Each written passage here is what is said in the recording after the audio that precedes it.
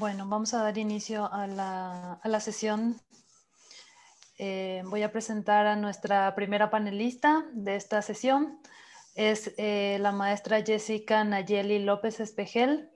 Ella es estudiante de tercer año de doctorado en la Universidad de París 13. Trabaja en aprendizaje profundo en el laboratorio SEALIST Nano Innov con el equipo de procesamiento del lenguaje natural. Su investigación está enfocada en obtener de forma automática resúmenes de grandes colecciones de artículos médicos.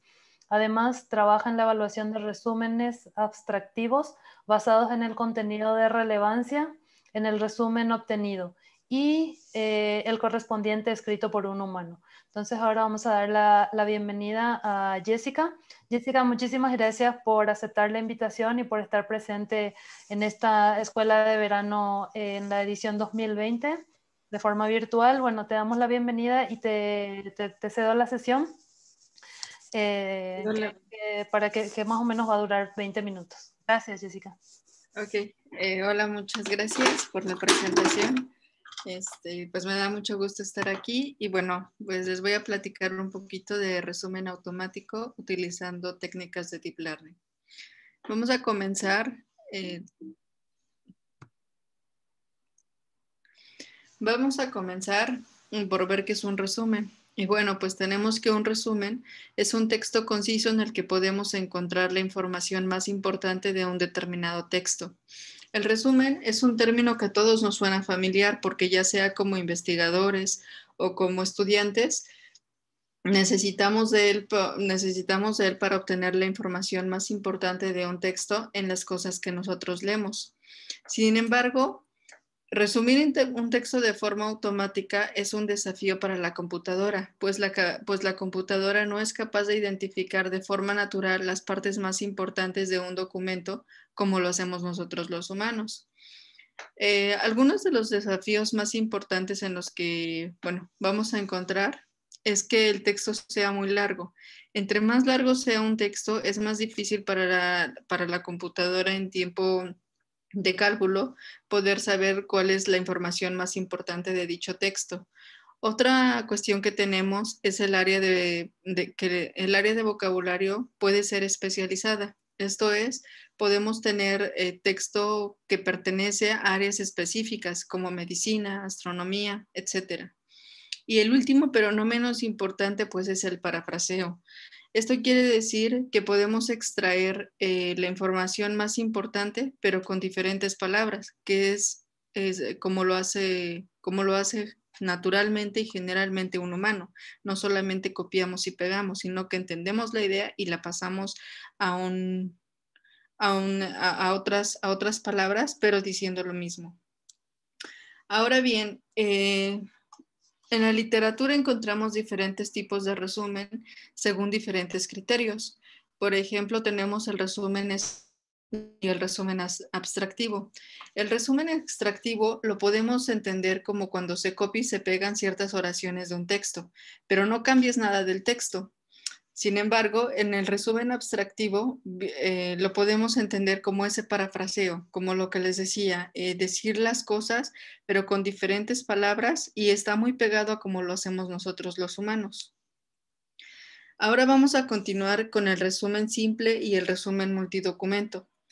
Bueno, aquí como su nombre lo indica, el resumen que obtenemos de un documento simple es leer un documento y obtener la información más importante. Sin embargo, cuando estamos hablando de multidocumentos, tenemos un conjunto de documentos, pueden ser incluso un conjunto de libros, y de todo un conjunto de documentos vamos a obtener información.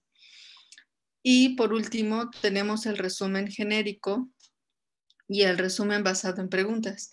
El resumen genérico lo vamos a asociar a la idea de leer un documento y extraer las ideas más relevantes de dicho documento, mientras que en el resumen basado en preguntas lo vamos a asociar a cómo funciona, por ejemplo, Google. ¿Qué hacemos con Google? No sé, tenemos alguna duda y le ponemos, ¿cómo se castea este dato en Java? Y bueno, entonces, con base en esa pregunta, el buscador te va a dar información. Y bueno, esos son los diferentes tipos de resúmenes los diferentes tipos de resúmenes que tenemos. Bueno, hasta aquí ya les platiqué un poco de qué va el resumen automático. Les voy a platicar un poco de lo que se ha hecho en los últimos años. También un poco de los resúmenes de documentos médicos, que es en lo que trabajo, y bueno, el trabajo a futuro que tenemos. Vamos a comenzar a platicar un poco de lo que se hizo en 2014 con la investigación de Badanao. Él fue el primero en que propuso un modelo basado en redes neuronales artificiales enfocado a traducción automática. Bueno, él propone este modelo y Rush en 2015, bueno, es el equipo de Facebook quien toma este trabajo y hace una extensión a este trabajo de Badanao, y entonces ellos proponen un sistema de resumen, pero a nivel de oraciones. En 2016 se sigue utilizando redes neuronales recurrentes, específicamente las LSTM y las GRU, para trabajar con resumen automático, sin embargo con más cantidad de texto. Y bueno, aquí tenemos un ejemplo representativo de ello, pues en 2016 Nalapati presenta el CNN Daily Mail Corpus, que para ese año pues es un corpus con texto largo. Y bueno, es enfocado a noticias. Siguiendo con el uso de redes neuronales, de redes LSTM, seguimos con el trabajo de Abigail C. de Stanford, que supera el estado del arte hasta ese año obtenido. Y bueno, el sistema se llama Get to the Point. Sin embargo, en 2018 surge una nueva arquitectura que se llama Transformers. Bueno, esa fue una transición entre 2017 y 2018. Y bueno, les voy a hablar más específicamente de esto posteriormente. Sin embargo, en 2018 viene en 2019 tenemos el trabajo donde utilizan BERT, que es una extensión de Transformers para obtener de igual forma resúmenes abstractivos. Bueno, pues hasta ahora creo que quedó claro que trabajo en resumen abstractivo y genérico. Entonces, bueno, les voy a platicar un poco de nuestro corpus. El corpus sobre el que trabajo tiene un total de 202.190 artículos médicos. Estos documentos los obtuvimos del sitio web PubMed. Igual si lo quieren consultar está abierto para todos. Vas a encontrar mucha cantidad de información. Sin embargo, nosotros, bueno, nos enfocamos a este corpus del cual obtuvimos el artículo como tal y también su abstract. Nosotros dividimos este corpus en tres partes. Bueno, lo pueden ver: el training, el test y la validación. Y bueno, en comparación con otros corpus, tenemos que decir que es un corpus bastante, bueno, considerablemente más grande que el corpus de noticias que se utiliza mucho como baseline en los artículos, que es el CNN Daily Mail. Porque, por ejemplo, mientras el promedio del número de oraciones en el abstract de CNN Daily Mail es de 3.8, el de nosotros es de 10.3. Y también así, por ejemplo, para los artículos, ellos manejan oraciones de 39 aproximadamente. Ese es el promedio de oraciones que vas a encontrar en el artículo, y para nosotros es de 147, lo cual nos da una base de datos, bueno, un corpus aproximadamente 3 veces más grande que, que el que se venía utilizando, bueno, que el de CNN Daily Mail. También, bueno, vemos que nuestro corpus es relativamente más pequeño en cuestión del número de documentos, pero la extensión la longitud de nuestro texto es considerablemente más grande. Ahora, bueno, antes de introducir de forma explícita los modelos sobre los que nos encontramos trabajando, les voy a platicar un poquito de qué va Transformers. Transformers es una arquitectura de red neuronal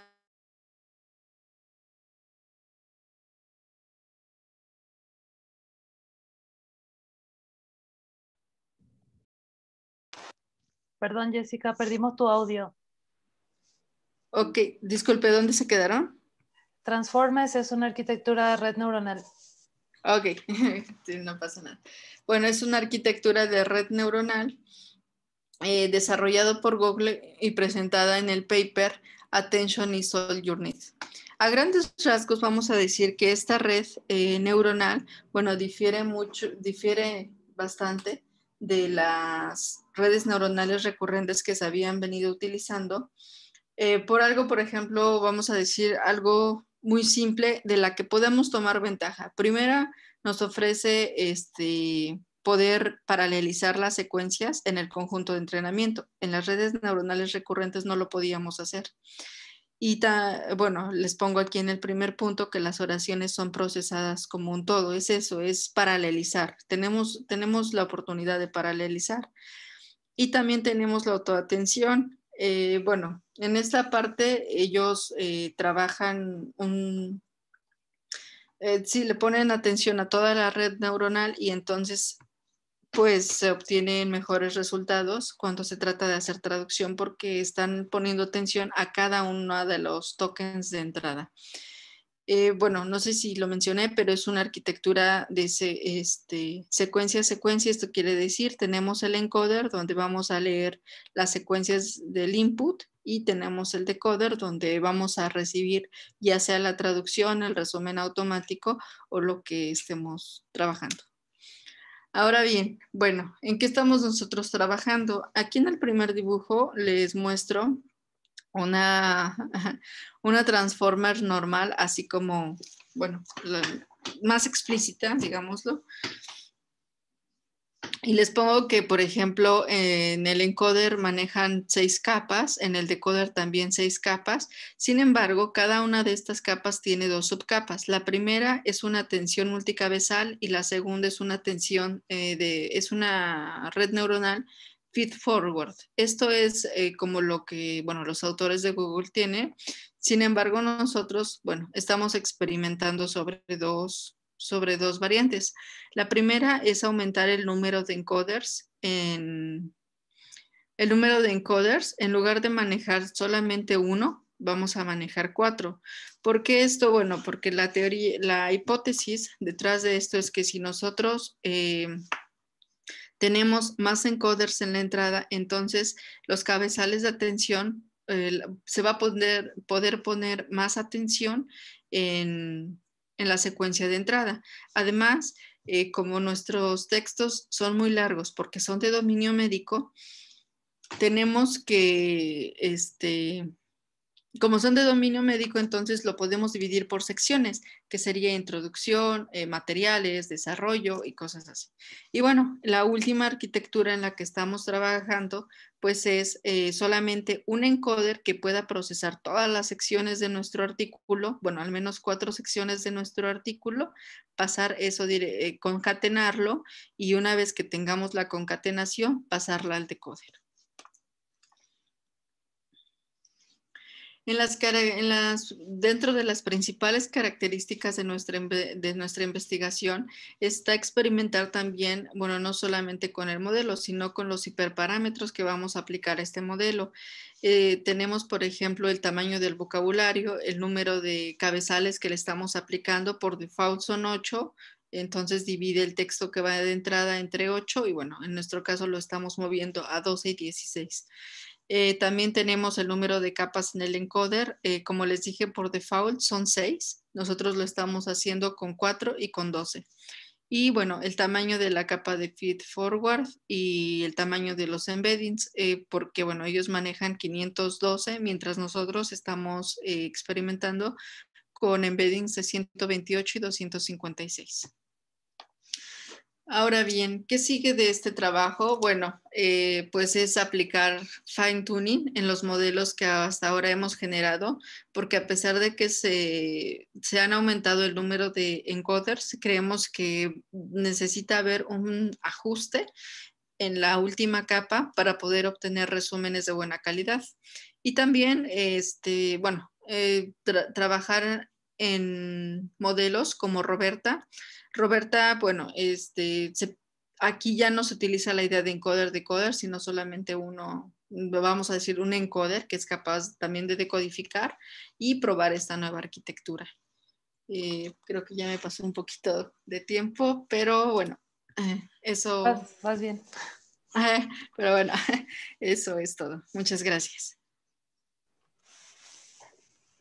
Muchísimas gracias, Jessica, por tu presentación.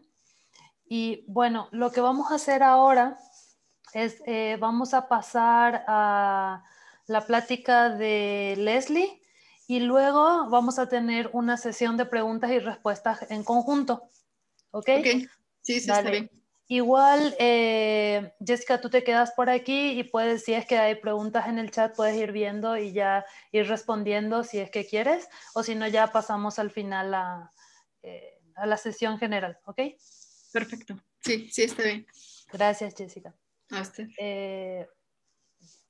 Bueno, Leslie, ¿podrías empezar a compartir pantalla mientras te presento?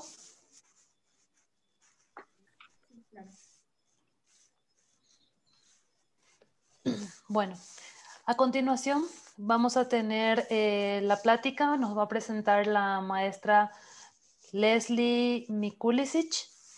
Ella es actualmente asistente de investigación en el IDIAP Research Institute y estudiante de doctorado de último año en la École Polytechnique Federal de Lausanne, en Suiza. Su principal área de investigación es la traducción automática neuronal. Su tesis de doctoral trata sobre la inclusión de discurso y contexto en la traducción. Anteriormente ella realizó pasantías de investigación en Google AI y Microsoft Research. Su interés es en general el entendimiento del lenguaje a través del aprendizaje automático. Muchísimas gracias, Leslie. ¿No está pudiendo compartir pantalla? No, sí, gracias. Ahora la comparto. Ok. Bueno, muchas gracias, Leslie, por aceptar la invitación para presentar en esta Escuela de Verano 2020. No, gracias a ustedes.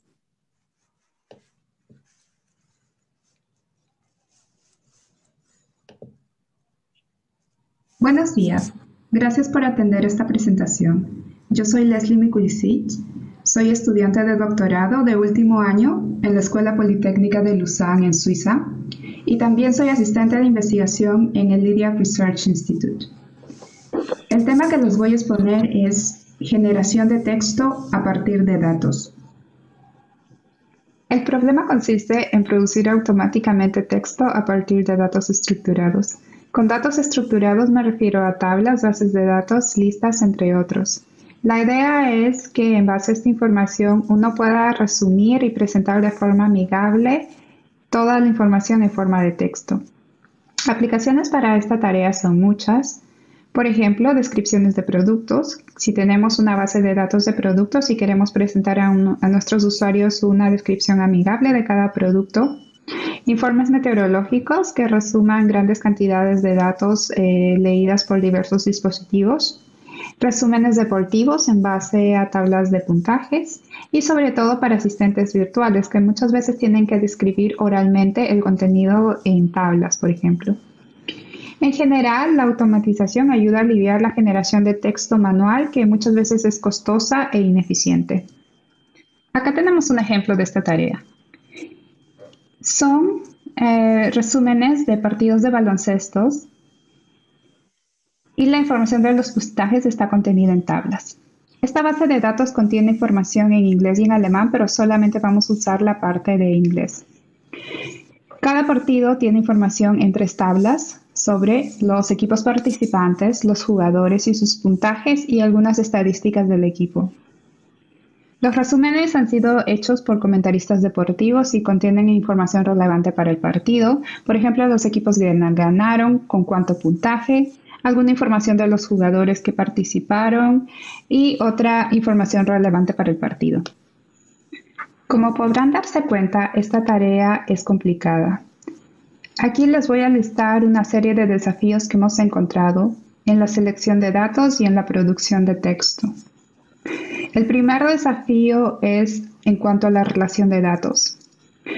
La primera oración del texto nos dice que los Boston Celtics derrotaron a los Indiana Pacers por cierto puntaje. Para obtener esta información, un modelo de generación automático ha tenido que aprender a leer información de diferentes tablas y relacionarla. Y ha tenido que aprender a leer dónde está el puntaje, comparar el puntaje, seleccionar al mayor y relatar esta información de forma textual. También tenemos que la relación de datos tiene formato diferente. Por ejemplo, en la tabla el número 5 está escrito en forma numérica, mientras en el resumen está escrito en forma textual. Lo mismo podría pasar con fechas y también con nombres de jugadores y equipos que tienen diferentes versiones. Los modelos también tendrían que aprender a realizar operaciones numéricas como sumas, restas o comparaciones. En este ejemplo, la oración nos dice que el jugador Isaiah Thomas fue el que lideró los puntajes con 23 puntos. Para esto, los modelos habrían tenido que ir a la tabla de puntajes, encontrar el jugador con el mayor puntaje y relatarlo. Cabe destacar que los modelos que estamos trabajando acá son de aprendizaje automático, no determinísticos. Es decir, que no hemos impuesto ninguna regla de formación o de operaciones numéricas. Los modelos han tenido que aprender en un proceso de entrenamiento, leyendo las tablas y relacionándolas con los textos de ejemplo. Para generar el texto hay otra serie de desafíos. Los textos son bastante largos y tienen que mantener una estructura y coherencia, una introducción, un desarrollo y una conclusión. Si hay información similar, esta no debería ser contradictoria. Una limitación de esta base de datos es que los textos tienen información que no está contenida en las tablas. Eso significa que no es completamente verdadero que los modelos puedan generar el mismo texto debido a que no tendrían forma de leer esta información. Sin embargo, podemos esperar que se genere algún tipo de texto en base a esta información, aunque tengamos esta limitación. Para evaluar los modelos necesitamos definir las métricas. En generación de texto existen métricas estándar como el BlueRouge que comparan el texto generado automáticamente con un resumen referencial hecho por personas.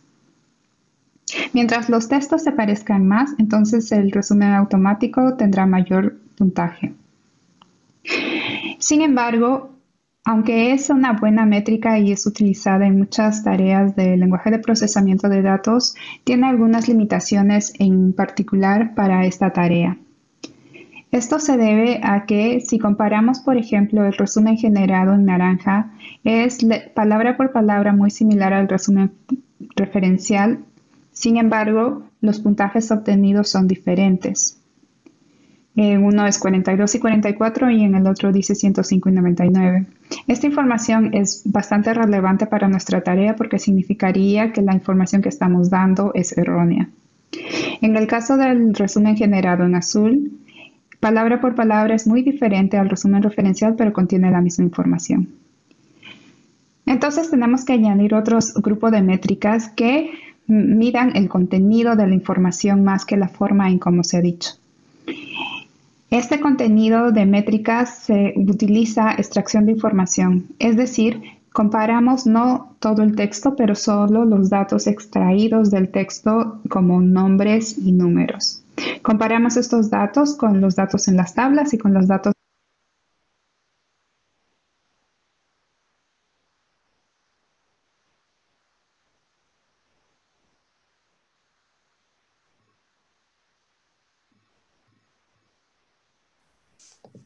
Perdón, Leslie. Leslie, perdimos en audio. Sí. ¿Me escuchan? Sí, Sí, ya te ahora escuchamos. sí. Datos en el resumen referencial. Tenemos tres definiciones de estas métricas de contenido. Uno es cuando comparamos los datos del resumen generado con los datos en las tablas. A esto le llamamos generación. Cuando comparamos los datos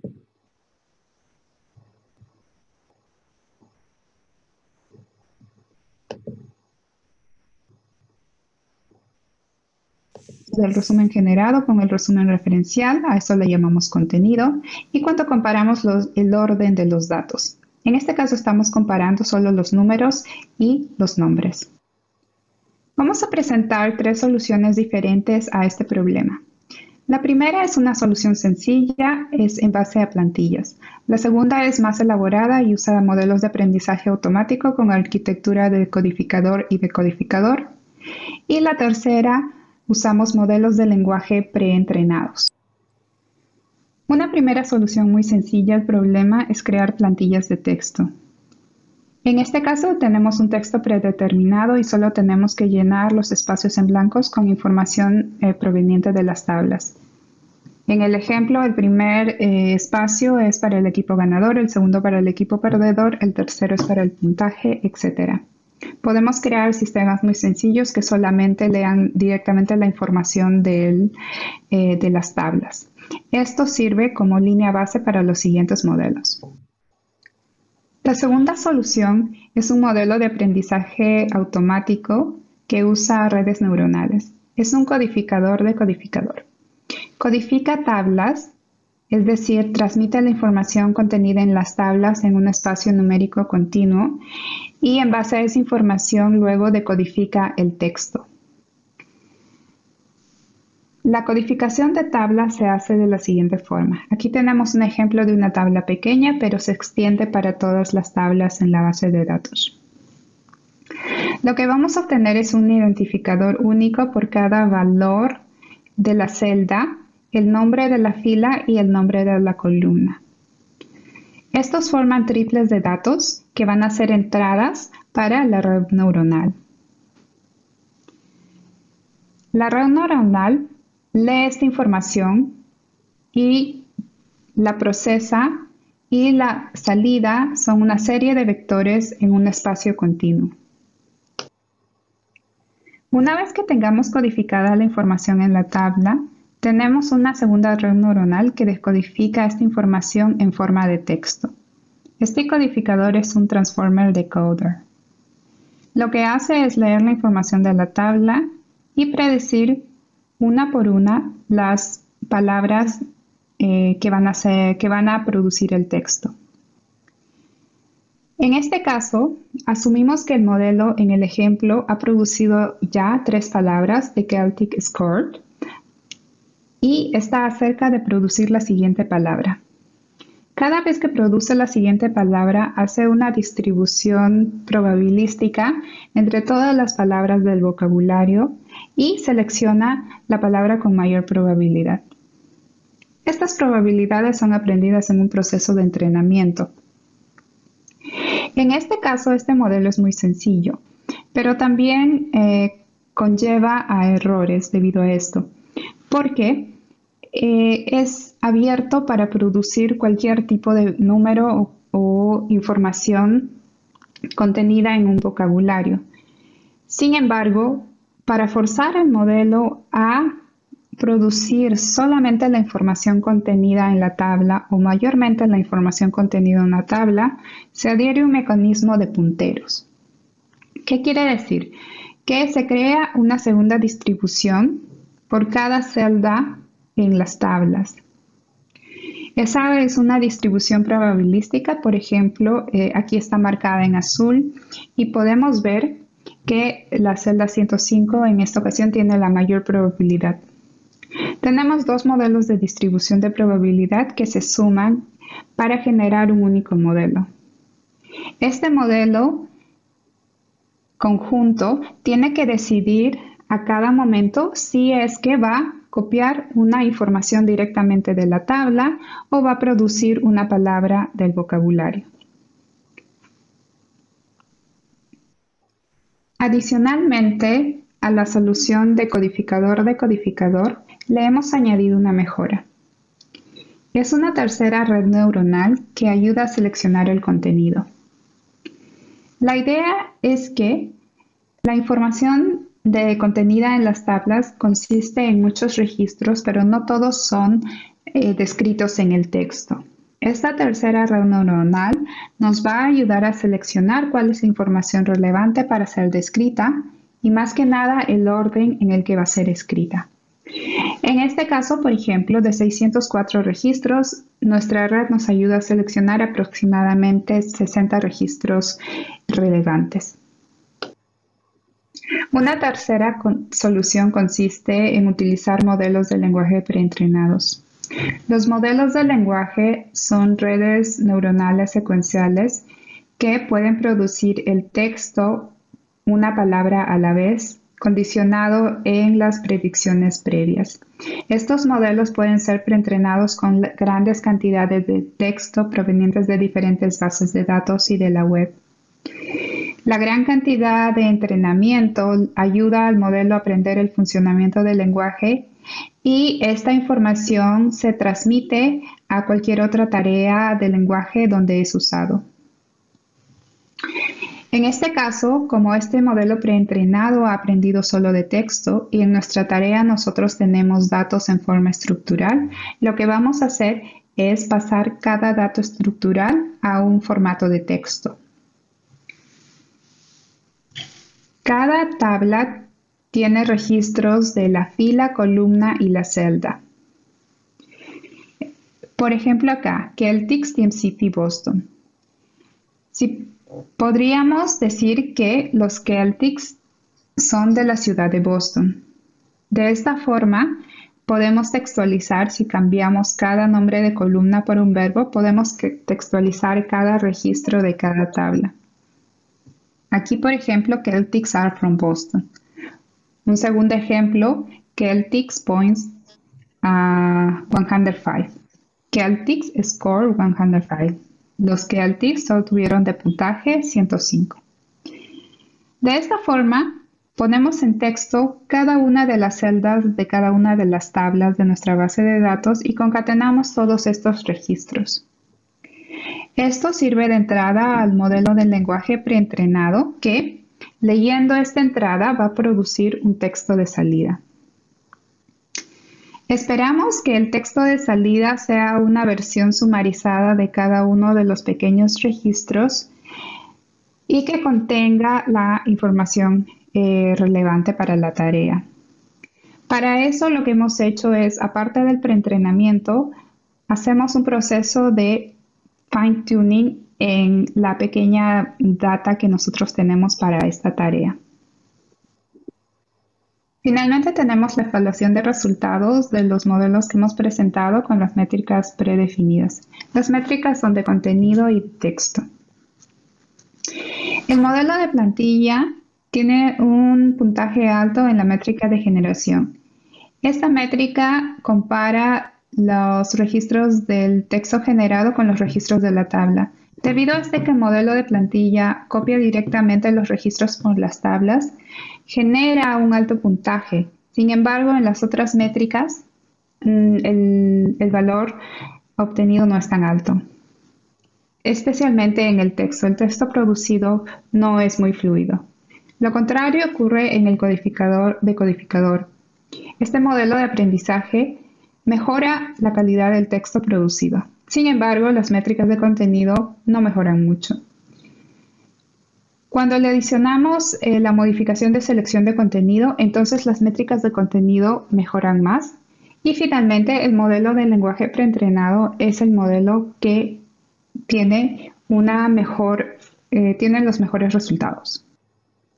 Aquí presentamos un ejemplo de resumen generado por la solución tercera, el modelo de lenguaje preentrenado. Cuando hemos hecho una inspección manual, vemos que este texto es bastante fluido y es mejor de lo que esperábamos. La información en su mayoría es correcta con respecto de la información contenida en las tablas. También tenemos un modelo de referencia humana. Vemos que el texto generado es muy diferente a la referencia. Sin embargo, a nivel de contenido, los dos contienen los mismos datos. En una evaluación más detallada de este texto podemos presentar 3 puntos. El primero es que este modelo ha generado información que no ha sido contenida en el texto de manera correcta, lo cual nos sorprende. Por ejemplo, ha aprendido a generar el nombre de los estadios donde los partidos tomaron lugar. Esta información no estaba contenida en las tablas. Sin embargo, el modelo del lenguaje preentrenado ha sido lo suficientemente poderoso para relacionar equipos con nombre de estadios. También hemos visto que los modelos sintetizan muy bien información proveniente de diferentes tablas, relacionan con pocos errores estos datos. Sin embargo, siempre hay datos repetidos o datos erróneos. O también hay ejemplos en donde se repite mucho el texto. En conclusión, podemos decir que los modelos generan una calidad aceptable de texto, mejor de lo que se esperaba. Hay un problema de discordancia en el estilo con respecto a los textos generados automáticamente y los textos de referencia. Los textos generados normalmente siguen un solo estilo común.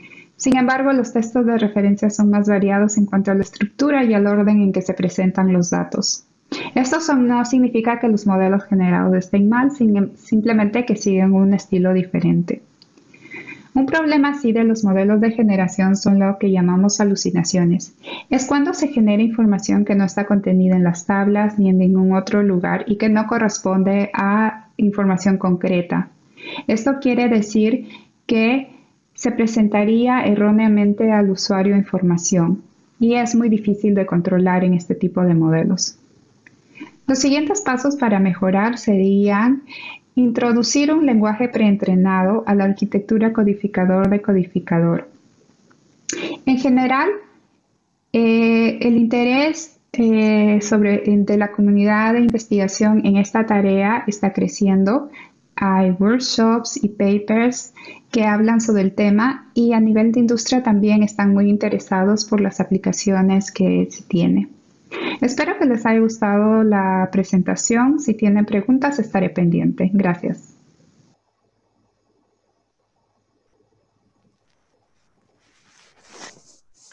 Muchas gracias, Leslie, por la presentación. Bueno, vamos a pasar rápidamente a la sesión de preguntas y respuestas. Si quieren, empezamos con las preguntas que quedaron para Jessica López. Voy a empezar. Bueno, Jessica, pregunta Jordanis Pérez si no se toma en cuenta ningún método de feature normalization, de normalización de características. Por ejemplo, en la literatura médica hay varios términos técnicos, entre comillas, sinónimos, y si se toman en cuenta ontologías médicas para realizar el resumen automático. Bueno, no, por el momento no estamos tomando algún método de normalización y bueno, estamos confiando plenamente en las redes neuronales recurrentes y bueno, obviamente hay un preprocesamiento, pero bueno, es un preprocesamiento común, normal, quitar algunos stop words, quitar algunos, no sé, puntuaciones y cosas así, pero bueno, por el momento no. Gracias, Jessica. Otra pregunta viene de Jonathan Rojas. Pregunta si han evaluado el desempeño del método propuesto y en caso que fuese así, ¿qué medidas de evaluación se utilizan para resúmenes automáticos? Sí, mira, bueno, en este caso, no, aún no tenemos los resultados, es por eso, bueno, que no los presenté y la medida que vamos a tomar, pues es Rush. Sin embargo, bueno, como la mayoría de la literatura, sin embargo, bueno, aquí viene un detalle que tenemos, bueno, no solamente nosotros, sino a nivel de investigación, que ahora que se están haciendo resúmenes abstractivos, como les dije, Se puede decir la misma cosa, pero con diferentes palabras, entonces Rush ya no es suficiente porque solamente se basa en la sintaxis, no en la semántica como tal. Pero aún así vamos a mantener esa medida, esa forma de evaluación, Rush, y probablemente otra que tenemos que se llama Cera, pero aún no, bueno, no he confirmado con mis asesores esa parte. Gracias, Jessica. Otra pregunta. Preguntan si es que has probado resumir artículos que no sean de medicina en el mismo modelo. Bueno, sí, eso lo hicimos con algunos textos de CNN Daily Dataset. Y bueno, la calidad que, por ejemplo, la calidad que tuvimos fue mejor, obviamente, pero como les dije, tienen que tomar en consideración que es texto más corto y bueno, es texto de noticias. Entonces, el de nosotros es considerablemente más grande y es texto médico, pero sí lo hemos hecho. Gracias, Jessica. Bueno, yo quería preguntarte algo último para que pasemos a la sesión de Leslie. Bueno, aquí preguntan también otra cosa, pero hubo gente que se conectó, que se estuvo conectando tarde y a lo mejor no escucharon tu plática. Nada más para darles contexto a estas personas, ¿podrías repetir nuevamente cuál es el objetivo de tu investigación, cuál es el tema que tú estás tratando y cómo lo estás tratando de resolver así en 2 minutos muy rápido? Sí, claro. Bueno, el tema de la investigación es generar resúmenes automáticos utilizando técnicas de redes neuronales. El tema, los documentos con los que estoy trabajando son de índole médico y bueno, lo estamos haciendo ahorita con Transformers, probando diferentes configuraciones y también experimentando con los hiperparámetros que tenemos. Por ejemplo, la arquitectura que estamos utilizando es encoder-decoder, pero nosotros estamos añadiendo encoders. En lugar de manejar uno, manejamos 4 para las diferentes secciones de documentos. Y eso es a grandes rasgos la investigación en la que estoy haciendo. ¿Los documentos médicos son artículos, son documentos técnicos o son así tipo expedientes médicos? No, son artículos médicos en los que bueno, tienes el abstract, que sería como el gold estándar, y también tenemos bueno, el cuerpo del artículo, bueno, que ahí es precisamente ahí donde nosotros intervenimos con las secciones, porque tenemos introducción, materiales, desarrollo, conclusiones, y bueno, es un artículo meramente científico. Ya. Y bueno, preguntan aquí también los participantes si es que has probado utilizar colecciones estándar de resúmenes tipo DUC o TAC. Con TAC, sí, bueno, con TAC trabajé, pero no para generar resúmenes, eso lo trabajé para la evaluación de los resúmenes automáticos, que es precisamente la medida de evaluación que les dije ahorita, Cera, pero no he experimentado con TAC para generar, sino para evaluar. Gracias. Ah, Bueno, creo que por el momento es todo. Bueno, aquí hay otra pregunta más. En el método propuesto, ¿se puede adaptar para resumir un conjunto de artículos? No sé, Verónica, si te refieres a artículos científicos en general de cualquier tema o artículos de revista o de noticia o de Creo que entiendo la pregunta como que, bueno, no sé si estoy bien, me corregirá Verónica, que creo que te refieres a un asunto de multidocumentos. Si puedo resumir muchos documentos y obtener un resumen, la respuesta es no, porque estamos trabajando secuencia a secuencia, entonces yo trabajo con la secuencia de entrada y le paso la salida, entonces ahí tengo un target específico. Sin embargo, bueno, no sé si pueda, hasta el momento no puedo trabajar con multidocumentos si es a lo que te refieres. Ok, sí, se refería a eso, entonces, bueno, estamos bien. Sí. Y para Jessica dice, ¿qué relación hay entre la calidad del resumen y los datos concretos de los artículos? Bueno, esa pregunta, bueno, ya que tenga los resultados que estamos esperando, creo que ya la podré contestar. Sin embargo, bueno, hasta ahorita los problemas que hemos tenido, y bueno, también lo mencionó la otra ponente, es de repetición. Se pueden sacar relativamente buenos resúmenes en el ámbito médico, sin embargo, por alguna razón se queda con la idea de la introducción y también hay demasiadas repeticiones. En términos numéricos no te puedo decir porque aún no, bueno, aún están corriendo los experimentos. Gracias. Vamos a ir a una última pregunta para Jessica. Preguntan si es que, bueno, ellos conocen una herramienta que se llama Kita para hacer bases de datos. Si tú la conoces y si puedes comentar qué diferencias hay de tu método con esta herramienta.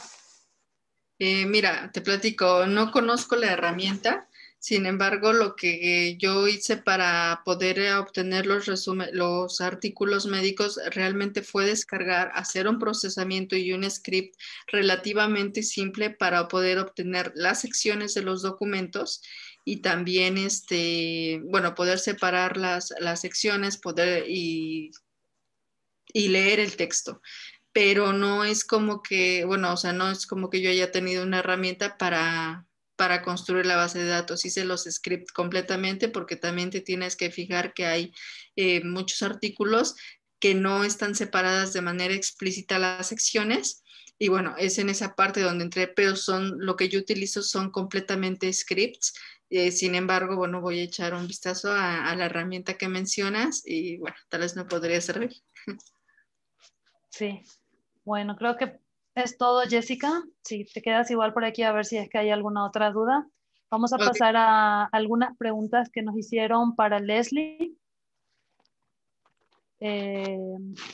Bueno, aquí vamos. De Jordanis Pérez. Para conjuntos de datos donde la importancia de los datos cambia entre diferentes sets. Por ejemplo, lo más relevante del set 1 es la variable A, mientras que para el set 2 es la variable B.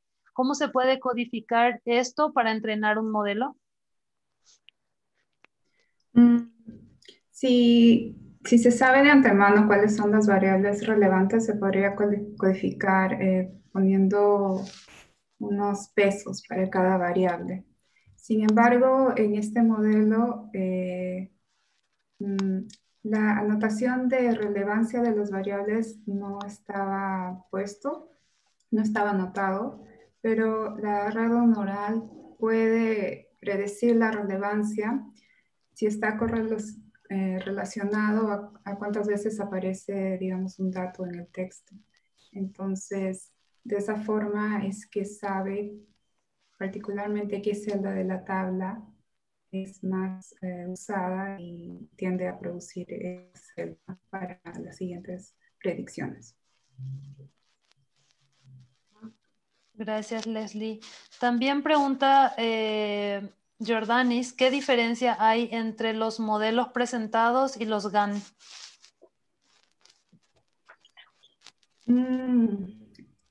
Es el modelo de entrenamiento. Esto es simplemente es un modelo de supervisado. La supervisión viene por los textos de referencia. Los GAN, el modelo es diferente porque normalmente trabajan con modelos adversarios. Por un lado se genera, digamos, el texto o una imagen y hay otro modelo secundario que revisa si esa generación ha sido correcta o no. En este modelo nosotros no tenemos un modelo secundario que revise al modelo principal. El modelo principal solo trabaja con anotaciones creadas por personas, con los resúmenes creados por personas. Gracias, Leslie. También pregunta Jorge Acosta, en la parte de fine tuning, ¿se entrenó con datos de un mismo estilo de redacción o fueron varios estilos de redacción? Sí, esta particular base de datos tenía varios estilos. Sin embargo, se hizo fine-tuning con todos los estilos que hemos encontrado, porque los estilos dependen de la persona, del relator, del comentarista deportivo. Y se fine-tunan con todos ellos. Sin embargo, este modelo en particular lo que hace es, por alguna razón, solamente produce el modelo del estilo más representativo y con poca probabilidad produce otro tipo de estilos, posiblemente porque de esa manera encuentra menos errores. Por eso, con una siguiente modificación queríamos introducir variables de estilos para que pueda generar diferentes estilos. Ok, gracias, genial, Leslie. Otra pregunta para Leslie de Marisol Roldán. Dice, dado que se están tratando de generar oraciones a partir de datos en tablas, ¿los modelos del lenguaje son una opción inherente? Pregunta. De no ser así, ¿qué los llevó a considerarlos como una opción? Sí, sí, claro, porque si los modelos de lenguaje ya están preentrenados con mucho texto, entonces ya tienen ese conocimiento de cómo producir un texto. Lo único que faltaría es que aprendan a leer la información para generar ese texto. Sí, por eso justamente queríamos utilizarlo. Sin embargo, el codificador no tiene ningún preentrenamiento. El último modelo sí tiene, entonces por eso justamente queríamos luego revisar una versión de codificador donde incluya un modelo de lenguaje preentrenado para que refuerce ese conocimiento. Creo que ya hay papers que han salido este año con ese método. Este es un trabajo que hice el año pasado en una visita de investigación. Pero sí, por ahora ya hay modelos que producen mucho mejor texto y sí, todos están basados en preentrenar modelos de lenguaje e incluso preentrenar modelos de tablas. Es decir, que las personas han agarrado una cantidad grande de tablas de cualquier tipo y similar a cómo se preentrenan los lenguajes, se preentrena un modelo de tablas solamente. Entonces, de esa manera, los dos, el encoder y el decoder, los dos están preentrenados y se mejora mucho. Sí, y creo que también, bueno, no, creo que al final nada más mostraste los ejemplos de tu último modelo de la opción 3. No sé si en los modelos anteriores también logran hacer esta identificación de los estadios en donde juegan estos equipos, o nada más en este último modelo logra hacer esa... Sí, ese es el último modelo. El otro no logra hacer esa conexión tan fuerte.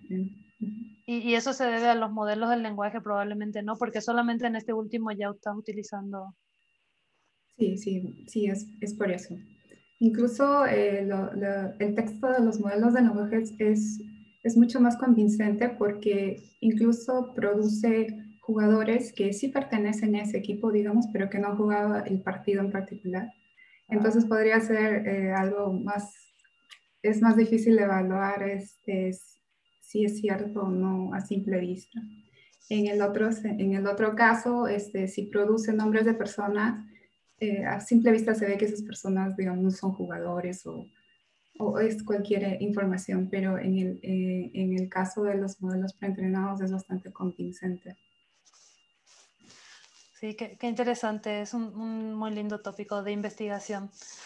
Bueno, creo que ya no hay preguntas para Leslie. A ver, déjame ver aquí. Ya está.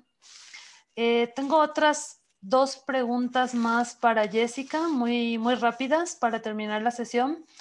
Preguntan si los textos médicos que utilizaste, Jessica, son solamente en inglés y si es que, si sabes de qué presencia tienen otras lenguas en el uso de redes neuronales, o sea, para este tema en particular de resúmenes automáticos, supongo. Ok, bueno, activo mi cámara, ahí está. Y pues sí, los resúmenes en los que estoy trabajando son en inglés. ¿Qué tanto sé de otros lenguajes? Mira, la verdad es que la mayoría de investigaciones que he leído de Google o de Facebook son en inglés también. Por ejemplo, bueno, durante la exposición les mencioné mucho esta base de datos CNN Daily Mail Dataset. Es una de las que ocupan. La otra es Newsroom. Y casi toda la literatura bueno, que he visto es en inglés. Hace poco leí un artículo que bueno, están tratando de hacer resumen sobre Urdu, que si no estoy mal es un lenguaje muy pegado al árabe, y bueno, también en árabe, pero la mayoría de literatura que yo he consultado es en inglés, quizá bueno, porque Google, Facebook son los que más publican sobre cosas así, y bueno, ellos trabajan en inglés, pero sí, mis artículos son completamente en inglés. Gracias, Jessica. Bueno, yo creo que vamos a dar por finalizada esta parte de la sesión. Ahora vamos a tener un pequeño break de 5 minutos y vamos a volver a la sesión A. Vamos a tener ahí a las 12, vamos a tener 2 pláticas y luego volvemos a esta sesión en donde nos va a presentar la maestra Chanel Reyes, nos va a presentar una plática magistral a la 1. Entonces esta sesión se va a quedar activa, vamos a dejarla en pausa, pueden desconectarse, ir a la sesión del otro seminario y luego volver a la 1. También quería pedirles a Jessica y a Leslie y a los que quieran que están en esta sesión, si pueden, si quieren prender sus cámaras, vamos a tomar una foto para nuestras redes sociales que estamos aquí en esta sesión. Entonces, si es que nos dan permiso y queremos verlos a los que están aquí, ya que estamos, esta sesión es un poquito más individualista, podemos verlos. Qué gusto verlos a todos los que están participando. Voy a tomar aquí una fotito.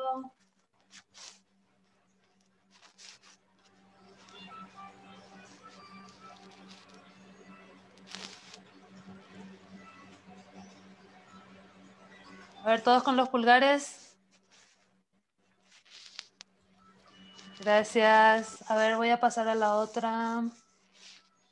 Otra vez todos con pulgares.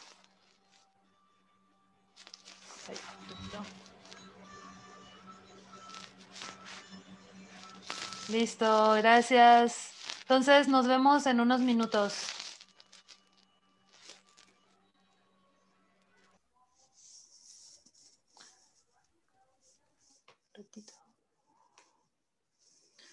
Ok, bueno, muchas gracias Chanel por estar aquí presente, por aceptar nuestra invitación para dar esta plática en la Escuela de Verano de Procesamiento del Lenguaje Natural edición 2020.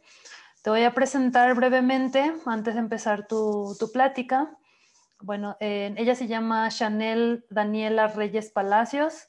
Es ingeniera en sistemas computacionales, actualmente estudiante de maestría en ciencias en ingeniería y tecnologías computacionales en el CIMBESTAF Unidad Tamaulipas.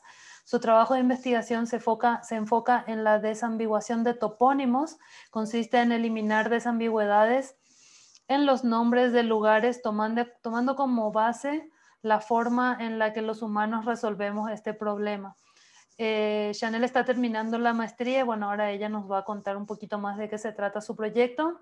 Muchas gracias, Chanel, y te cedo el micrófono. Muchas gracias. Buenas tardes a todos.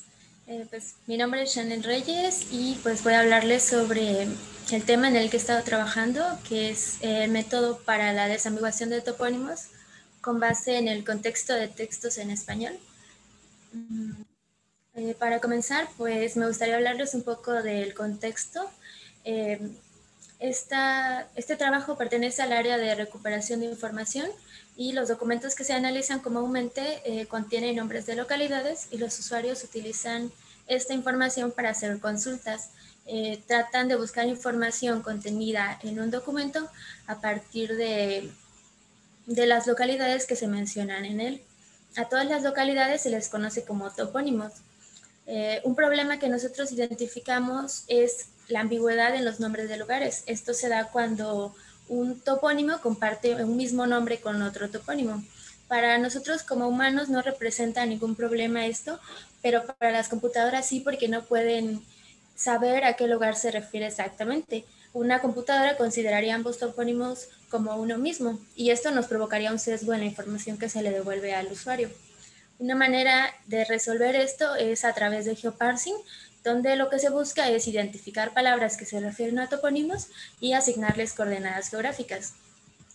En esta imagen he colocado un ejemplo de ambigüedad en la que se resaltan dos topónimos. El primero es San Francisco, que si leemos está ubicado en Nayarit, y el segundo es San Francisco, Guanajuato.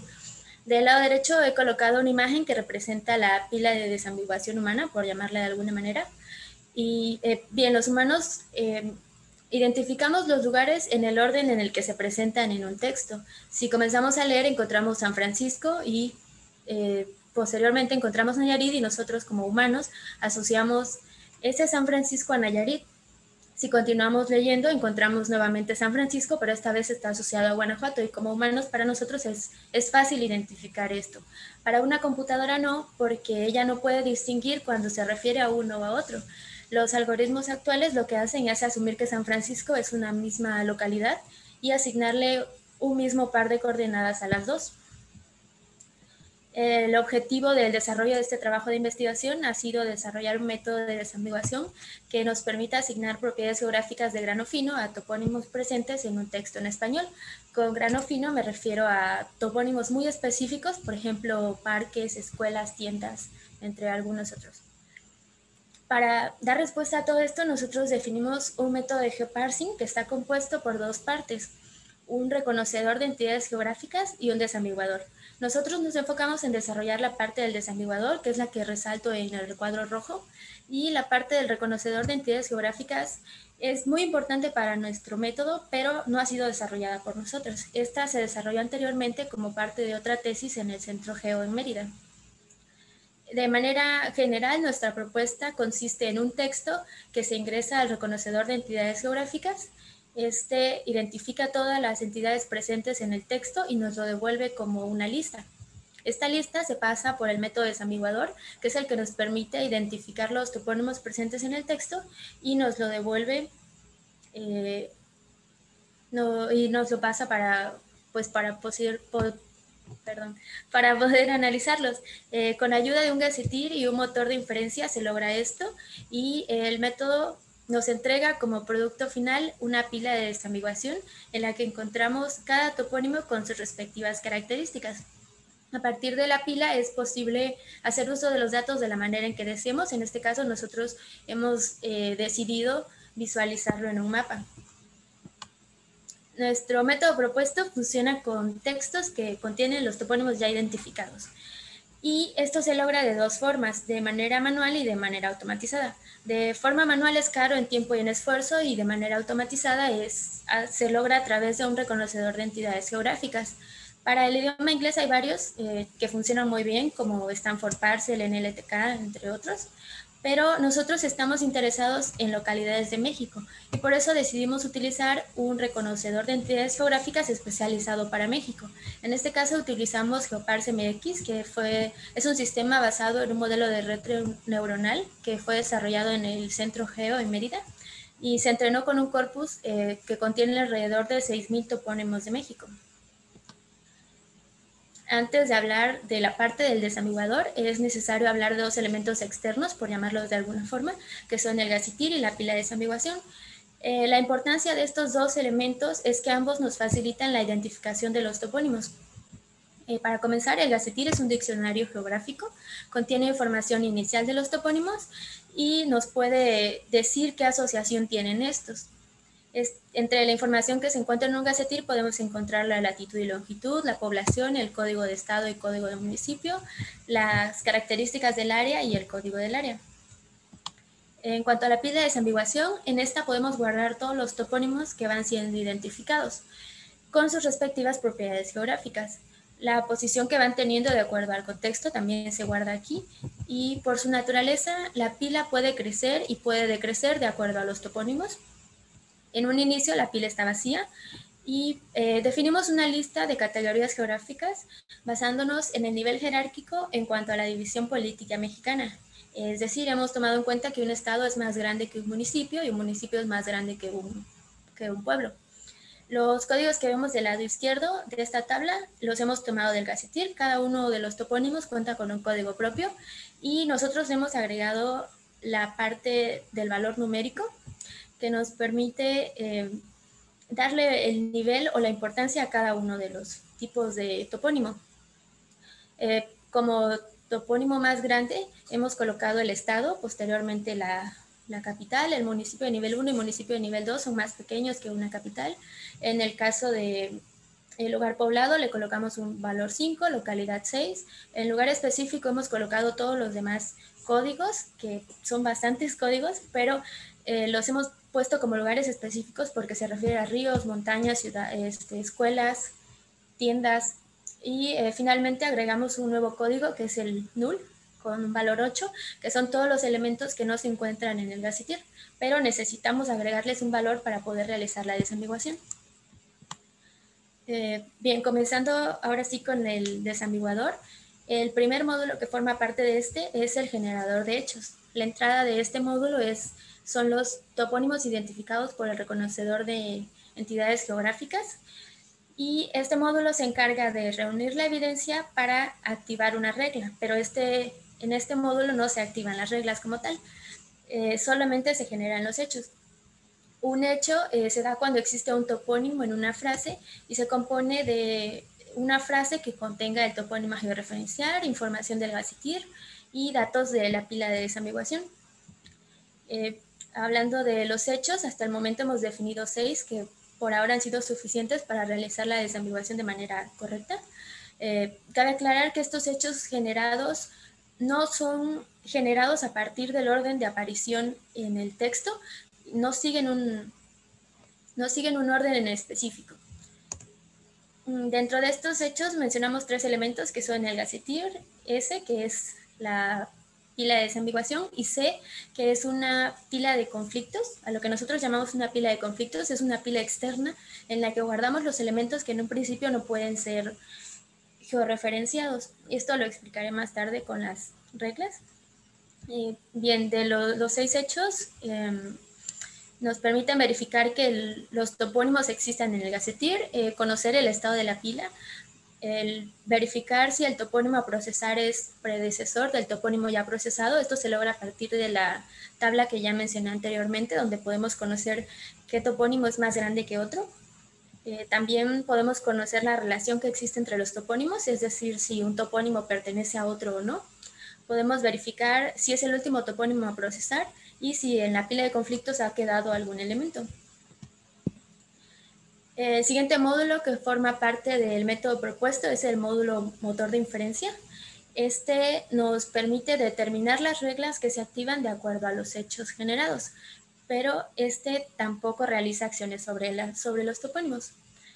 A partir de una frase se genera un hecho y los hechos nos activan las reglas sobre el topónimo actual.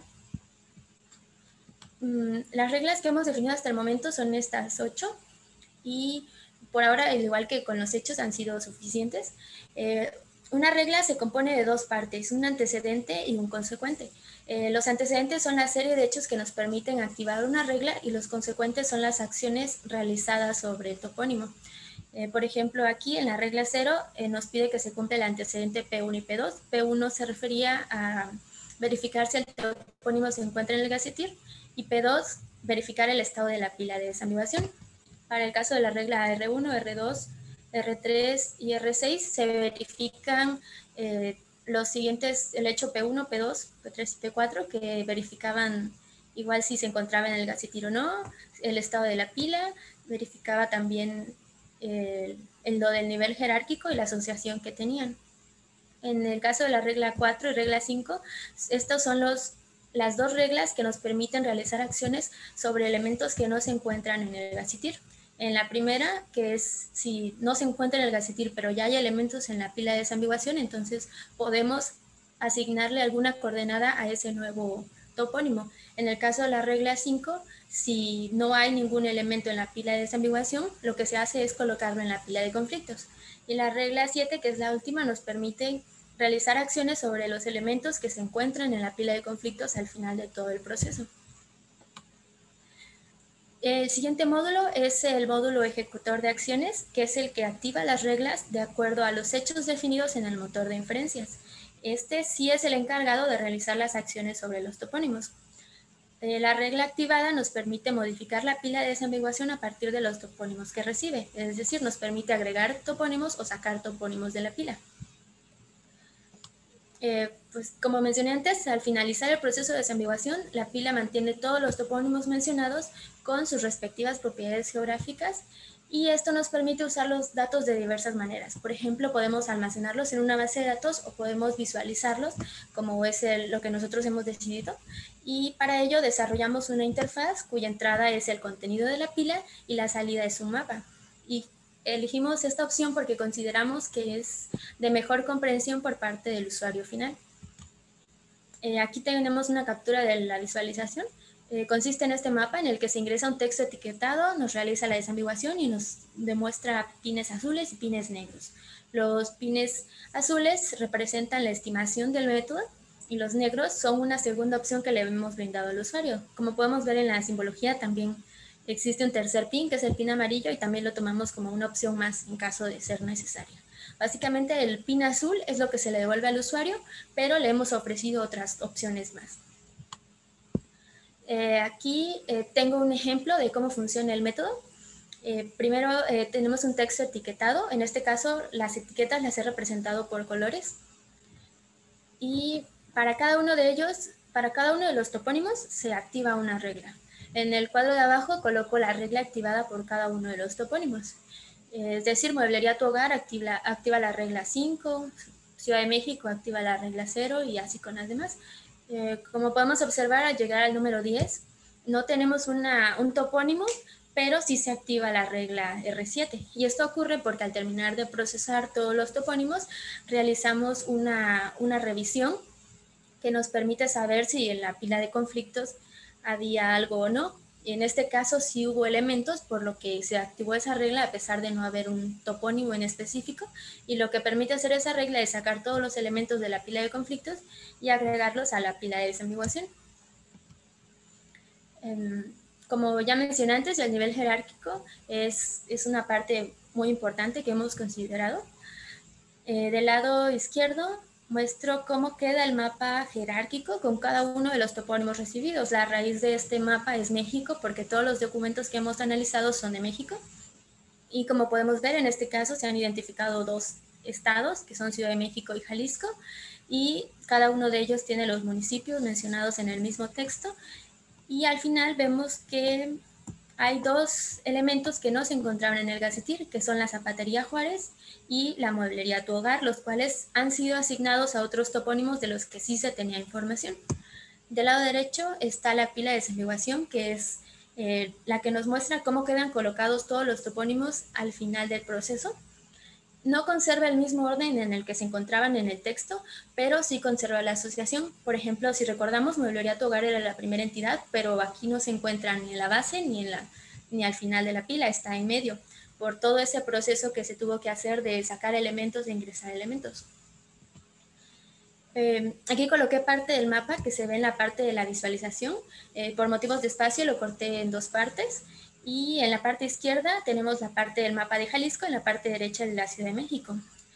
Podemos recordar que Mueblería Tu Hogar no estaba en el Gacetir, sin embargo, sí se encuentra en el mapa. Y esto se logra pues porque, como ya dije, Mueblería Tu Hogar fue asociado a otro elemento que ya se encontraba en la pila, que en este caso fue Azcapotzalco.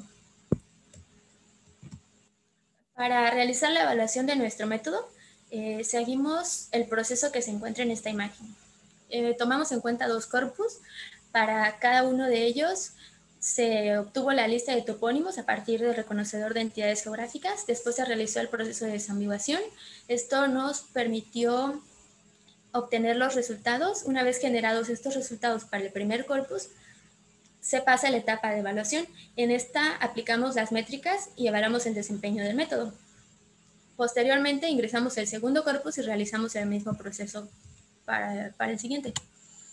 Hablando específicamente de los dos corpus, el primero le hemos llamado el gráfico porque está compuesto por noticias del periódico El Gráfico, contiene 300 noticias y de estas se han identificado 1956 topónimos. El segundo corpus le hemos llamado newspapers, está compuesto por 350 noticias de los periódicos La Jornada y El Universal. En total se localizaron 2.288 topónimos y estos dos corpus están relacionados con temas de secuestro y enfrentamientos.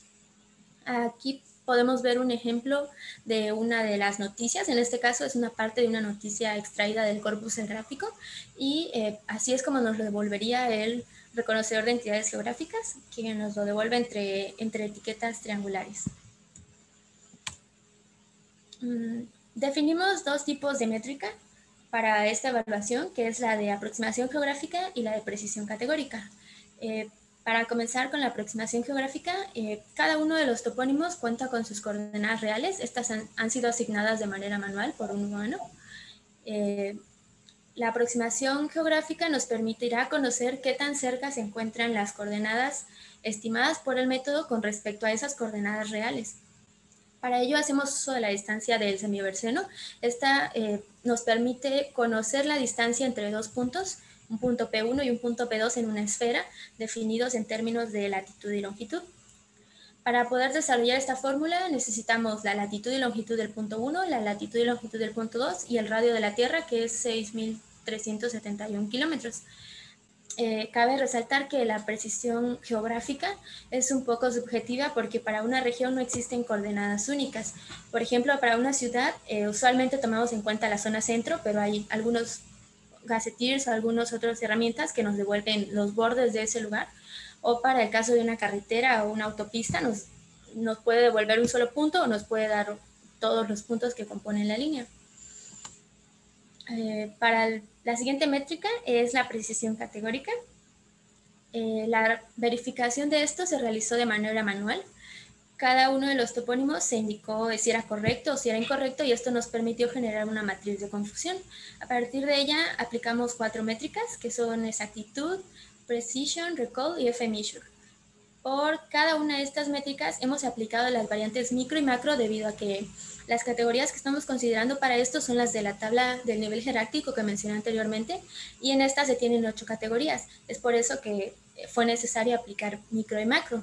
La variante micro se refiere a los resultados obtenidos por cada una de las clases y la variante macro toma en cuenta el promedio sobre el total de clases. Aquí ilustramos una matriz de confusión para 2 clases en la que se indica verdadero positivo, verdadero negativo, falso positivo y falso negativo. Y a partir de estos obtenemos las métricas que mencioné anteriormente, que son la exactitud, que se refiere a los verdaderos positivos con respecto a todas las asignaciones. La precisión, que se refiere a los números verdaderos positivos sobre el total de positivos, tanto correctos como incorrectos. El recall, que se refiere al total de asignaciones correctas con respecto a las asignaciones que se esperaban. Y el F-measure, que es una métrica, es una media entre la precisión y la cobertura. Para calcular estas métricas, los resultados experimentales nos quedaron de la siguiente manera. Los hemos colocado en una tabla más o menos parecida a esta, en la que en la primera columna se encuentra la localidad o el topónimo, en la columna 2 y 3 se encuentran las coordenadas actuales y las coordenadas estimadas por el método, lo que nos permite calcular la primera métrica, que es la de aproximación geográfica, y la columna 4 y 5 nos permite calcular la métrica de precisión categórica. Para complementar la evaluación del desempeño de nuestro método, nosotros decidimos compararnos contra Nominatim. Nominatim es un motor de búsqueda de datos de OpenStreetMap y está compuesto por 3 partes básicas: importación de datos, indexación y búsqueda. La búsqueda se puede hacer hacia adelante ingresando coordenadas y nos devuelve una dirección o una localización, y se puede hacer de manera inversa en la que se buscan los datos a partir de esas coordenadas. El propósito de compararnos contra Nominatim es conocer la medida de efectividad de nuestro método con respecto a una herramienta ya conocida. Pues cabe resaltar que para el caso de Nominatim solamente hemos podido sacar la métrica de aproximación geográfica porque Nominatim no cuenta con los valores necesarios para calcular la precisión categórica. Los resultados obtenidos para la aproximación geográfica de los dos corpus las muestro en las gráficas siguientes. Cada topónimo cuenta con un par de coordenadas esperadas. Estas se contrastan con los dos métodos. El método propuesto, en este caso lo pusimos en color azul y Nominatim en rojo. En el eje horizontal se encuentran 6 rangos que representan qué tan cerca estuvo el método de lo que se esperaba realmente en kilómetros. En el primer rango se encuentran de 0 a 5, luego están de 5 a 25, de 25 a 50, de 50 a 100 y mayor que 100, todo eso en kilómetros. Y finalmente tenemos un rango extra en el que hemos colocado todos los topónimos que no pueden ser georreferenciados por ninguno de los métodos. En el eje vertical mostramos la cantidad de topónimos reconocidos por cada uno de los métodos. Y en esta gráfica podemos ver que el método propuesto asigna georreferencias a 1100 topónimos en el primer rango. En cambio, Nominatim solamente 446 en el primer rango, que es el rango más cercano a lo que se espera. En los siguientes rangos, pues en el de 5 a 25 tiene nuestro método 367, Nominatim 313. En el de mayor de 100 es nuestro método solamente coloca 278 y Nominatim coloca 446, pero el rango, yo creo que el rango más en el que se ve la mayor contribución de nuestro método es el último, en el que podemos ver que Nominatim coloca 586 topónimos a los que no les puede asignar coordenadas, y nuestro método tiene 0 porque nuestro método es capaz de asignarle coordenadas a todos esos topónimos de los que no se tiene información suficiente. En estas dos gráficas separé los métodos representando la frecuencia de aparición de topónimos con respecto a lo identificado por cada uno de los métodos. Es decir, la gráfica del método propuesto está calculada con respecto a 1956 topónimos, que eran los topónimos presentes en el corpus, y Nominatim está calculada con respecto a 1366 topónimos, que son los que Nominatim pudo georreferenciar. En estas gráficas decidimos representar los topónimos en porcentajes y podemos ver que el método propuesto georreferenció en el primer rango 56% y Nominatim solo 32%, y Nominatim coloca la misma cantidad tanto en 0 a 5 como mayor de 100 kilómetros. Esta siguiente gráfica es para el segundo corpus, el corpus Newspapers. Al igual que las gráficas anteriores, el eje horizontal son los rangos de georreferenciación, el eje vertical son los topónimos desambiguados. En este caso, esta gráfica está calculada para 2.288 topónimos, que son los topónimos presentes en el corpus. Y en este caso, los resultados fueron parecidos a los anteriores. La mayor parte de los topónimos georreferenciados por el método propuesto caen en el primer rango, en el de 0 a 5, que en este caso fueron 1815, y en el caso de Nominatim solamente 932.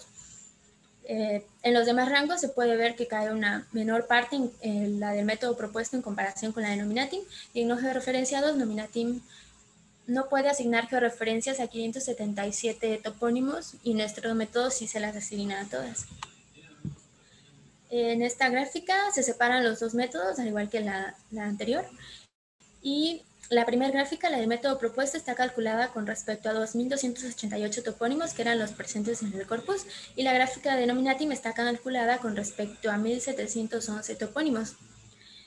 Podemos observar que el método propuesto georreferencia el 79.33% en el primer rango, y en los otros rangos alcanza porcentajes menores al 4%, a excepción del de más de 100 que alcanza un 11.54%. En el caso de Nominatim, georreferencia la mitad de los topónimos, 54.47% en el primer rango, y las demás categorías presentan un mayor porcentaje en comparación con las obtenidas por el método propuesto, a excepción del de mayor de 100, que en ese caso solo asigna mayores de 100 a 5.55. En el caso de la precisión categórica, los resultados los hemos colocado en una misma tabla. Es necesario recordar que para Nominatim no calculamos estas métricas porque no contaba con los elementos necesarios para calcularla. Como podemos observar, la accuracy o la exactitud de nuestro método en cuanto a los dos corpus se mantiene en un 90%. Para el caso de micro precision, micro recall y micro F measure también se mantienen en un 90%. Estos micros son los resultados calculados por cada una de las clases. Para el caso de macro, presenta también resultados más del 75%. Y esto es con respecto al total de las clases presentes en la clasificación. En general, podemos concluir que nuestro método propuesto conserva un buen desempeño en la asignación de referencias a topónimos en cuanto a los dos corpus.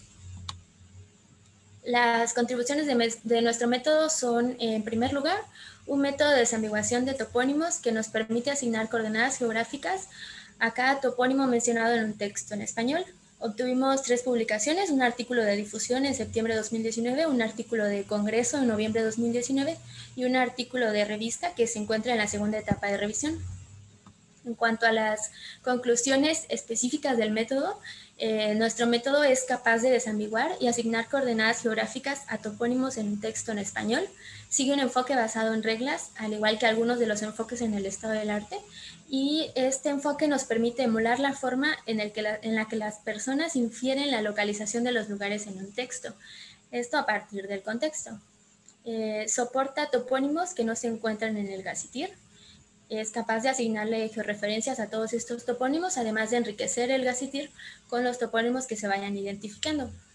Nos arroja un poco de error en la asignación de coordenadas geográficas, como vimos en las gráficas mostradas, y supera en efectividad a Nominatim en el caso de la aproximación geográfica, que fue la de las gráficas. Como trabajo futuro, planeamos la recopilación y el etiquetado de corpus distintos a los 2 que se utilizaron. Los nuevos corpus tendrían las características de textos en español que incluyan otros dominios de interés, es decir, que no sean solo noticias, que sean textos de cualquier otro tipo, textos en español de países distintos a México y textos en idiomas distintos al español. De acuerdo a la naturaleza de nuestro método, consideramos que es posible que nos pueda dar buenos resultados tanto para idiomas distintos como para distintos países, pero esto aún nos hace falta probarlo. Y para ello, pues tendríamos que cambiar el reconocedor de entidades geográficas por un reconocedor de entidades geográficas del país que necesitemos y cambiar el gazetteer también. Y eso es todo. Muchas gracias. ¿Alguna pregunta? Sí, muchas gracias, Chanel. Voy a ir recopilando las preguntas del chat y te las voy a ir pasando. Pregunta aquí Jorge Acosta, ¿qué tan difícil consideras que sea adaptar este modelo para textos de diferentes lenguajes? Que más o menos ya lo mencionaste al final de tu plática, pero si quieres extenderte un poquito más. Sí, pues no es nada difícil, ya que la forma en la que desarrollamos nuestro método tomamos en cuenta solamente los topónimos, no tanto lo que acompaña a los topónimos. En un principio pensamos que eso iba a ser lo importante, las palabras que acompañaban a los topónimos, pero al final nos dimos cuenta que solamente con utilizar los topónimos fue suficiente, y ya que solo utilizamos los topónimos es posible hacerlo en distintos países o distintos idiomas, porque los topónimos son los únicos que tomamos en cuenta. Muchas gracias. ¿Alguien tiene otra pregunta para Chanel? Yo tengo una pregunta, Elena. Adelante, Iván. Chanel, me estaba preguntando un poco sobre como la experiencia de un usuario de tu sistema, y veo el caso que aplica muy bien, pero se me ocurrió que a lo mejor también podría funcionar a nivel calle, donde también luego tenemos calles que coinciden en el nombre. ¿Qué tan difícil ves que se adapte para eso? Pues depende de de la naturaleza del texto. Por ejemplo, si en el texto logramos encontrar que, por ejemplo, en el caso de las noticias nos mencionan exactamente el estado, el municipio, las calles y gracias a todos esos elementos que acompañan al lugar específico que queremos conocer, es posible saber cuál es. Entonces, para conocer en específico de qué calle se trata, quizás necesitemos alguna otra entidad o algún otro topónimo que se encuentre cerca de ese, pero que sea un poco más grande o un poco más conocido. Ok. Y la otra duda que tenía era sobre la diferencia tan marcada entre tus scores micro y macro. Eh, no sé si puedes regresar al slide y nos expliques un poquito, porque uno está en alrededor de 90 y los otros Sí. en 80. No sé si Por, tienes una intuición por qué ocurre esto. sí, porque las partes de micro están calculadas con respecto a cada una de las clases. Entonces ese fue más o menos el resultado promedio de cada una de las clases, pero al calcular ya, tomando en cuenta todo en general, pues ya nos dio un resultado menor. Ok, y en términos de tu propuesta, ¿ves que aumentar ese macro significaría que hay opciones de más investigación o crees que va a ser muy difícil por el problema? No creo que sea muy difícil, pero a forma de, como yo lo considero, creo que está bastante bien, creo que es suficiente por la parte de, pues que por cada clase nos da más porcentaje. Para elevar el porcentaje macro, tendríamos que tratar de elevar el micro también. Ah, ok, entonces está esa relación. Ok, Sí, gracias. Nada más te felicito por tus gráficas. Están muy bien hechas y son muy gentiles para el ojo. Se leen muy bien. gracias. Gracias, Iván. Yo también tengo una pregunta, Chanel. Aparte del nominatim, ¿hay algún otro método en el estado del arte que haga desambiguación de topónimos? A lo mejor que no sea una herramienta así como nominatim, pero otros métodos y más o menos cuáles son las técnicas que utilizan. Porque el tuyo está basado en reglas, no sé si hay alguno que esté basado en aprendizaje automático, aprendizaje profundo. Sí existen, pero nosotros nos hemos enfocado en este caso en el idioma español, y para el idioma español Nominatim es el único contra el que podíamos compararnos, que es el único que de verdad toma en cuenta el español, porque los demás trabajos que hemos encontrado en el estado del arte utilizan otras técnicas, pero están enfocados para el idioma inglés. Y en un principio nosotros comenzamos con la parte del idioma español. Claro, perfecto. Y si quisiéramos, por ejemplo, utilizar otro método del estado del arte que esté basado en aprendizaje automático, ¿qué necesitaríamos para aplicarlo al español? ¿Qué trabajo adicional necesitaríamos?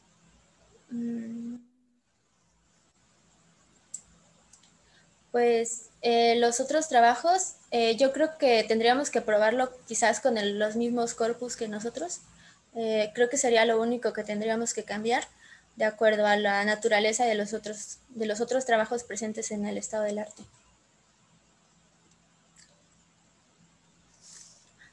Ok, muchas gracias, Chanel.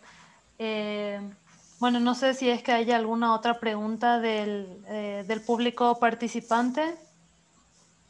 Si es que alguien quiere levantar la mano, podríamos hacer una dinámica de habilitar los micrófonos, ya que no estamos entre muchos, entre tantos ahora.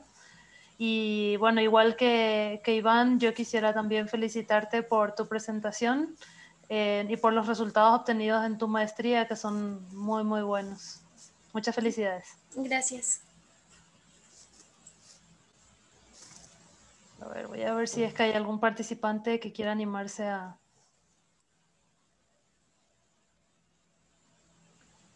No, ya están todos muy callados, ahora muy... Creo que ya se quieren ir a comer. Ya es hora. Ya es hora.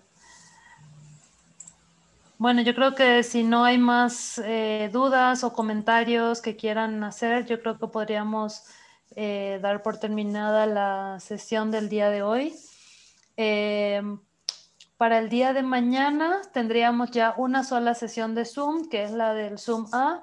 Es la misma liga con la que se conectaron al taller del día 1, con la que estábamos en la liga en el Zoom A hoy. Y bueno, solamente tendríamos una sola sesión, ya no vamos a tener paralelas. Las sesiones empiezan a las 10 de la mañana. Vamos a poner el video.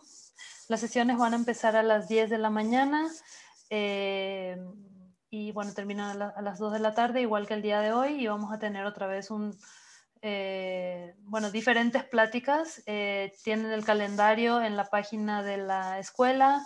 Igual, si es que estuvieron en esta plática y luego quieren ver qué es lo que estuvo pasando en la sesión A, las sesiones se quedan grabadas en la cuenta de YouTube de la Asociación Mexicana de Procesamiento del Lenguaje Natural.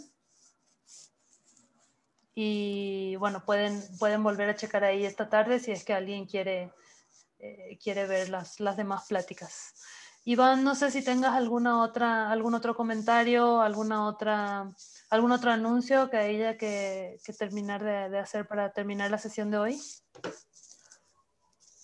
No, por el momento no. Lo de que mañana nada más estamos una sesión es importante y al final vamos a tener un panel para hablar del futuro del procesamiento del lenguaje natural en México. Entonces vayan preparando sus preguntas para el panel. Sí, igual aquí, bueno, Chanel, hay un comentario que dicen también que te felicitan por el trabajo y por trabajar con textos con español, que nos hace falta recursos y aplicaciones. Entonces, bueno, muchas felicidades y muchas gracias por tu trabajo, muy interesante. Muchas gracias. Bueno, como les dijo Iván, mañana tenemos el panel a la 1. Preparen sus pláticas y también vamos a tener algunos anuncios sobre eventos futuros de la Asociación de Procesamiento del Lenguaje Natural de México. Vamos a tener otros eventos durante el semestre, entonces también los esperamos mañana para poder darles estos nuevos anuncios. Vamos a volver a hacer la dinámica para los que quieran prender su cámara. Vamos a hacer una última foto para el del día de hoy. Y bueno, seguimos en el Slack. Si es que si quieren seguir participando allí, vamos a prender las cámaras. Si quieren poner alguna reacción a la plática de Chanel, ¿cómo se llama? Un dedito o aplausos para la foto.